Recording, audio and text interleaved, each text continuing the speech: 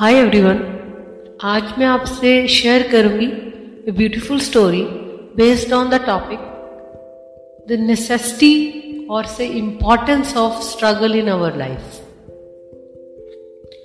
Once upon a time when God used to live on the earth, ईश्वर पृथ्वी पर रहा करते थे। एक दिन एक बूढ़ा किसान भगवान के पास आया और बोला, देखिए, आप होंगे भगवान, आपने बनाई होगी यह दुनिया, but I want to tell you, you don't know anything. आपको कुछ पता नहीं है, आप किसान भी नहीं हो, so you don't no ABC of agriculture. आपके काम करने का तरीका बहुत खराब है। यू नीड टू लर्न, आपको सीखने की जरूरत है। Very politely God replied, फिर मुझे क्या करना चाहिए?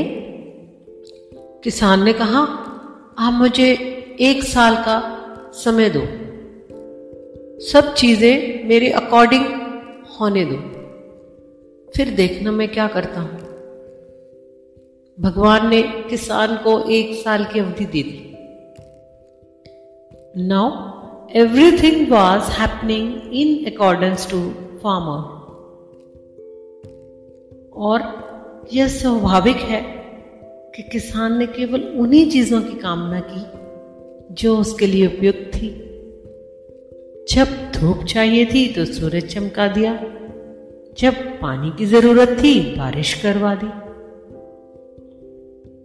आंधी, तूफान, बाढ़, सूखा, सब आपदाएं विच अफेक्ट्स द क्रॉप उसने सब रोक दी। He created just a perfect environment. किसान बहुत खुश था। गेहूं की बालियां कभी इतनी ऊंची न हुई थी। His wheat earrings grew 5 feet tall. इस साल मौसम 100% सही रहा, परफेक्ट रहा। गेहूं की ऊंची बालियां देख किसान को रश आता। Whenever he met God, तो कहता, आप देखना, इस साल इतनी पैदावार होगी कि 10 साल तक लोग आराम से बैठकर खाएंगे। But as the harvest season came, फसल काटी गई तो पता चला कि बालियों के अंदर गेहूं के तो दाने ही नहीं। किसान हैरान परेशान, उसे समझ ही नहीं आया कि ऐसा क्यों हुआ। He asked God, ऐसा क्यों हुआ, क्या गलत हो गया? God replied, ऐसा इसलिए हुआ कि चुनौतियों के बिना जीवन निखरता नहीं है। आंधी, तूफान, बिजलियों का चमकना गेहूं की आत्मा को हिलोर देता है। Struggle grooms us. This story basically signifies सदाबहार खुशी भी अपना अर्थ धीरे धीरे खोने लगती है। खुशी की अधिकता से तुम ऊब जाओगे।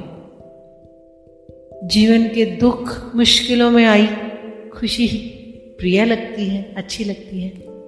फॉर एग्जाम्पल, तुम हमेशा मिठाई तो नहीं खा सकते, कभी कभी जीवन में तीखा और नमकीन भी चखना पड़ता है।